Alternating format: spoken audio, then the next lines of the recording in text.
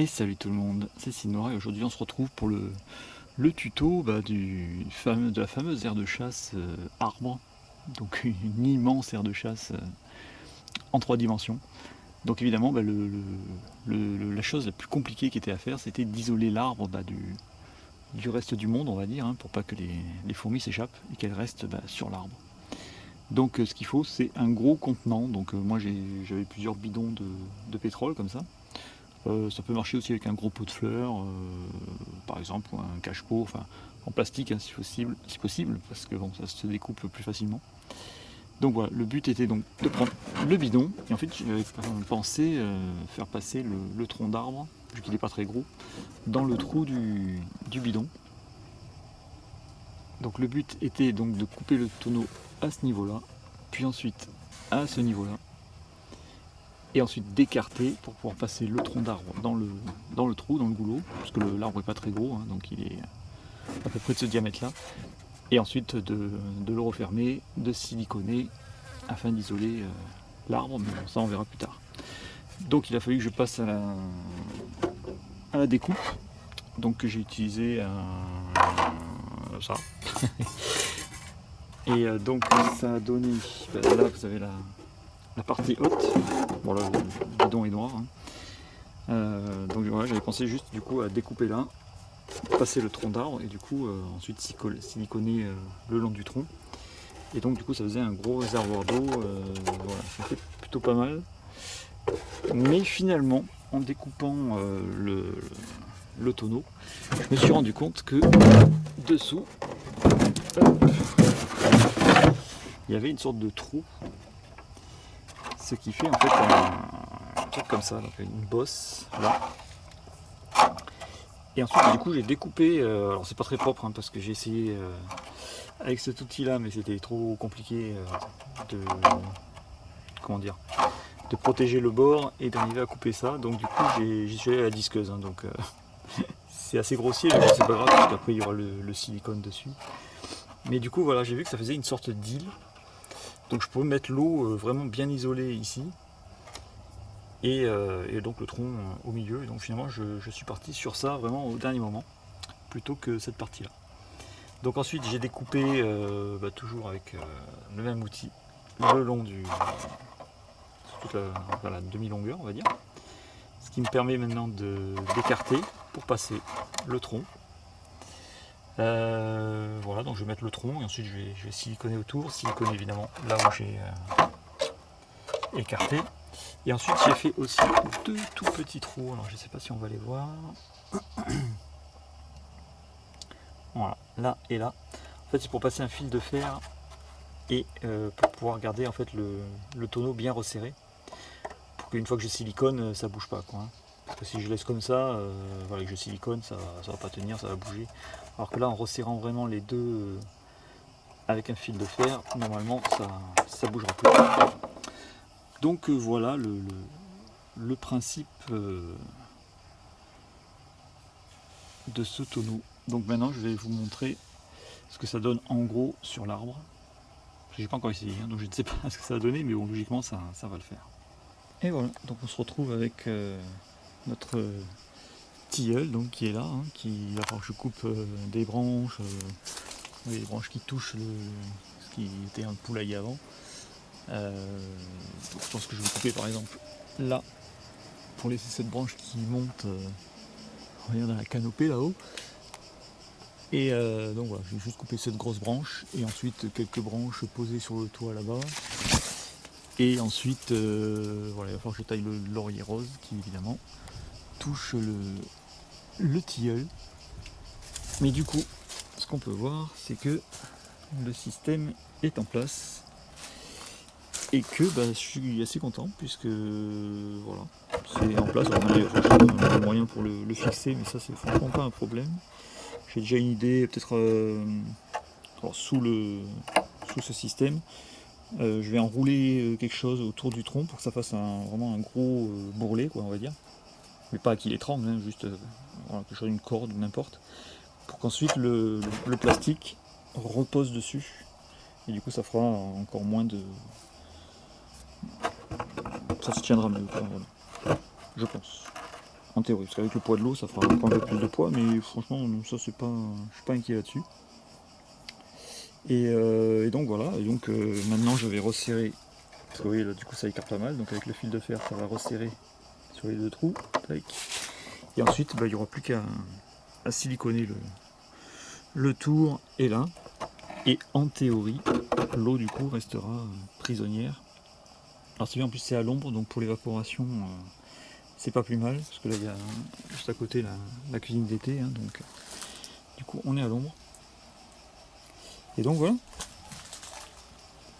ça devrait marcher. Et ensuite je vais mettre un système pour empêcher les feuilles de tomber. Parce que si les feuilles tombent là-dedans, ça va faire un pont et elles pourront éventuellement s'échapper. Donc voilà, en gros le système. Donc maintenant je vais siliconer et puis on se retrouve après. On peut voir qu'il y a déjà des fourmis sur le tronc, donc ça c'est plutôt embêtant. Et on verra ça plus tard.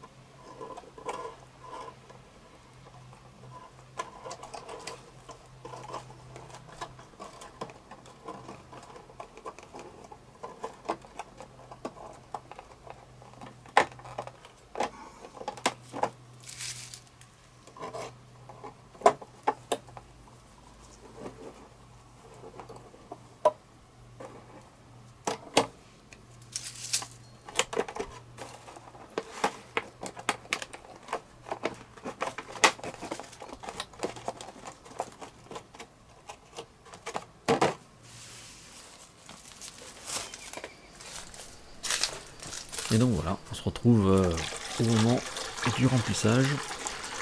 Donc bah, voilà, on peut dire mission accomplie. Alors pour être honnête, j'ai eu 2 fuites dès le début. Hein. Donc évidemment il faut vérifier hein, avant de lâcher les fourmis.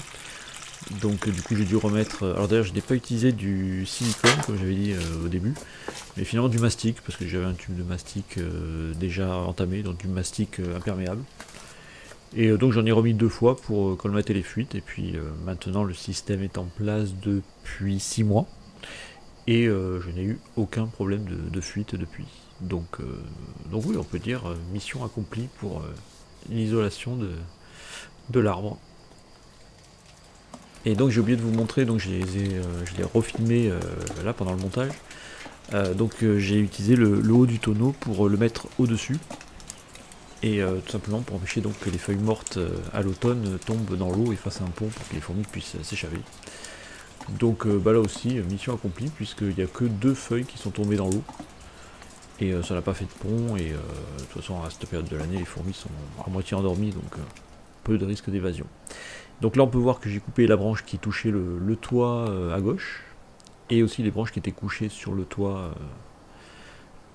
Et à droite, j'ai coupé les branches de laurier rose qui touchaient aussi le tilleul. Donc maintenant, on se retrouve avec un arbre complètement isolé du monde extérieur, on va dire. Et bah, la suite, vous la connaissez, hein, c'est le lâcher des fourmis. Donc Mélassus emarginatus. Alors pour ceux qui veulent voir la vidéo vraiment dédiée au lâcher de fourmis et l'invasion donc de mes fourmis sur le tilleul, sur ma chaîne ou sur le forum, la vidéo est disponible. Donc voilà, le plaisir de voir les fourmis envahir le tilleul. Alors oui, je voulais préciser quand même que on ne peut pas lâcher n'importe quelle fourmi dans un arbre. Hein. Si vous lâchez des messors ou des feidoles qui sont habitués à plutôt ratisser le sol, ça va pas le faire du tout. Il faut plutôt favoriser le genre Lassus, Camponotus, le crématogaster par exemple, voilà, qui sont des espèces qui naturellement montent dans les arbres pour chasser et pour élever les pucerons. Voilà, si vous mettez des messors dans un arbre, les messors elles vont tomber tout le temps.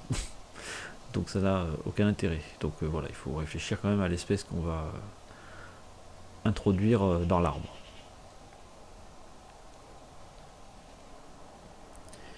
Et donc voilà, maintenant les Lasius peuvent partir à la découverte d'un nouveau monde inconnu, avec des nouveaux insectes qu'elles pourront chasser éventuellement. Donc tous des insectes qui ont l'habitude de vivre dans les arbres. Donc là, en quelques minutes, j'ai pu déjà en filmer pas mal, hein, donc c'est pour dire le nombre d'insectes qui vivent dans les arbres et qui sont donc potentiellement des futures proies pour mes Lasius.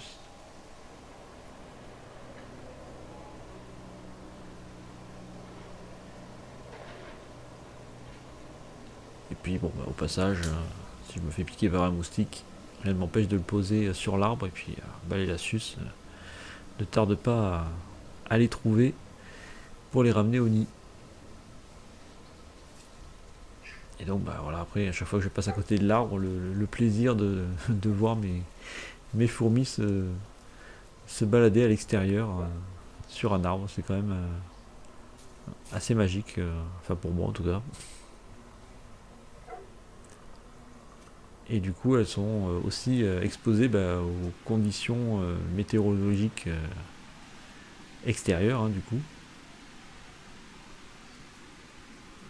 Donc voilà, elles peuvent être exposées au vent, orage, pluie. Je me suis mis une nuit, un orage qui a eu lieu. Et donc je me suis demandé qu'est-ce que font les fourmis en plein orage dans ces conditions-là. J'ai envie de dire, rien ne les arrête, hein, regardez-les. Malgré que ce soit vraiment trempé, elles continuent à se balader. Alors certes, elles étaient moins nombreuses que dans la journée, mais quand même, hein. Il doit rester quand même l'odeur des phéromones pour suivre leur petite piste. Donc voilà, ça permet d'observer un peu des choses différentes qu'une aire de chasse classique, j'ai envie de dire.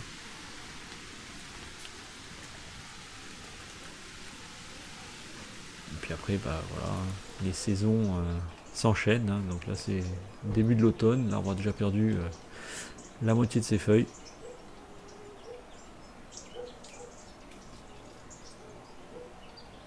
C'est aussi intéressant à observer le comportement des fourmis. Et puis là je vous ai filmé le jour du montage